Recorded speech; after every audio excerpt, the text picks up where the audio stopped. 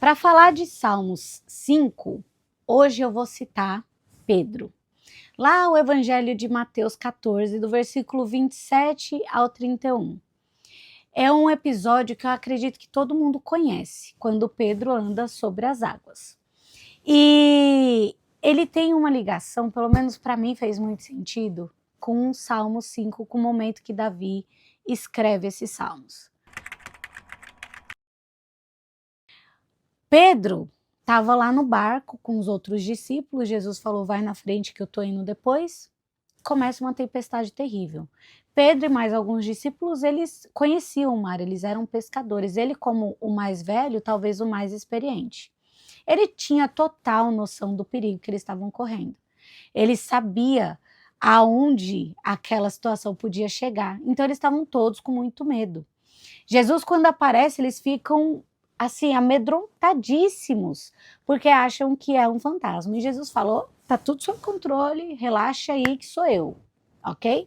E Pedro fala, Senhor, se és tu, me manda ir ter contigo. Pedro, a gente precisa lembrar, ele já tinha experimentado a palavra do Senhor, quando ele mandou jogar a rede do outro lado e veio cheio de peixe, então ele confia, ele já confia na palavra de Jesus. E Jesus fala, vem, ele vai. Ele anda sobre as águas, junto com Jesus, na direção de Jesus. Só que ele começa a olhar para a tempestade, para o vento, para o mar. Ele conhece o mar, ele sabe o que pode acontecer com ele ali. E aí a razão rouba o lugar da fé e ele afunda. E no momento que ele está afundando, ele grita por socorro. Ele fala, Jesus, me ajuda, socorro, help me, please. Ele, desesperado, grita por Jesus e Jesus estende a mão, levanta ele. Eles entram no barco, a tempestade se acalma e Jesus fala, homem de pouca fé, né? Por que se afundou? Porque a sua fé falhou. Porque muitas vezes na nossa vida, a gente precisa agir pela fé. A gente precisa manter os nossos olhos em Jesus. Só aqui a gente já podia acabar esse devocional, né? Pronto, acabou, vamos embora. Mas não, eu quero dizer o porquê que me lembra muito o momento que Davi escreve o Salmo 5. O contexto do Salmo 5 é o seguinte, ele estava sendo perseguido por algum inimigo muito poderoso. A gente não tem certeza se por Saul ou na fuga de Absalão, mas ele sabia o que aconteceria com ele se ele fosse capturado. Davi tem uma palavra, ele só é quem é porque Deus entregou isso para ele. Só que ele estava mais uma vez sendo perseguido. E ele está desesperado. Ele está com medo.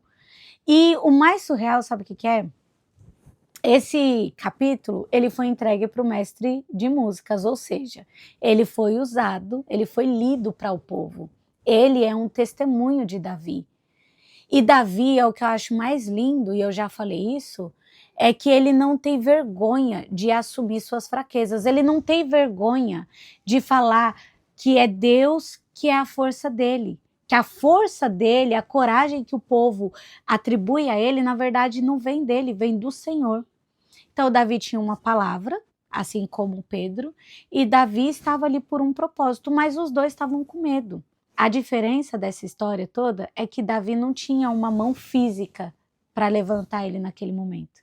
Ele precisava confiar que o Senhor daria vitória para ele. E o mais lindo é que ele começa essa oração expressando esse desespero para Deus, pedindo socorro. Ele conta isso para o povo depois, e ele, nesse mesmo momento que ele pede esse socorro, ele fala, eu entrego a minha oração e eu espero em ti, porque eu sei que o Senhor vai fazer.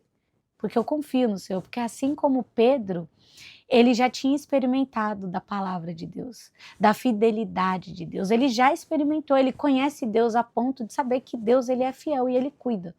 Então ele entrega o desespero dele e continua vivendo, ele continua fugindo, ele continua na mesma situação. Só que não é a situação que muda ali, assim como a de Pedro, que Jesus já pega e bota ele no barco. Mas é o coração dele que confia mais no Senhor, que se aproxima ainda mais do Senhor. E no último versículo desse capítulo fala, pois tu, Senhor, abençoas o justo, o teu favor o protege como um escudo. Então Davi, o tempo todo, quando ele está em situações difíceis, ele pratica o que ele fala para as pessoas fazerem. Quando ele entrega esse capítulo para ser lido pelo mestre da música, ele está testemunhando, ele está testificando o que Deus fez para ele. Ele está contando, olha, acreditem porque Deus fez isso para mim. Só que, para Deus ter feito, ele precisou confiar. Então, de fato, ele praticou aquilo tudo. Você vai ver muitos salmos de Davi falando louvem a Deus e louvando Deus em momentos felizes, com alegria. O 21 mesmo é um momento de muita gratidão de Davi ao Senhor, agradecendo pelas bênçãos, pela vida e tudo mais. Só que essa fé que ele fala em outros momentos é a fé que ele exerce nos momentos difíceis de desespero. Davi, diferente de Pedro, não tira os olhos de Deus. Ele sabe a situação que ele está vivendo, mas ele mantém os olhos dele no que realmente importa. E o convite hoje a você, a mim, é que nós aprendemos isso, que a gente aprenda isso com Davi, que é exercer essa fé que a gente gosta tanto de falar nos momentos bons, que a gente gosta tanto de agradecer nas horas boas, a gente fala, não, porque Deus me sustenta, mas no momento difícil é aceitar ser sustentado por Ele de verdade, sabe? É entregar a nossa confiança, ainda que a nossa razão fala, não tem jeito. É confiar que Deus tem sim o melhor e manter os nossos olhos nele, confiando na palavra que ele nos deu, sabe? Muitas vezes a gente no desespero, a gente só grita por socorro no último momento, como foi Pedro. Pedro gritou na hora que ele estava afundando. Só que Davi, ele começa o dia dele pedindo socorro para Deus. Ele está lá no meio da perseguição. A gente viu nos salmos anteriores, salmos que ele ora de dia, à noite, antes de dormir, agora é logo que ele acorda. Senhor, eu te entrego o meu pedido de socorro, o meu clamor, assim, ó, acordei e já estou pedindo.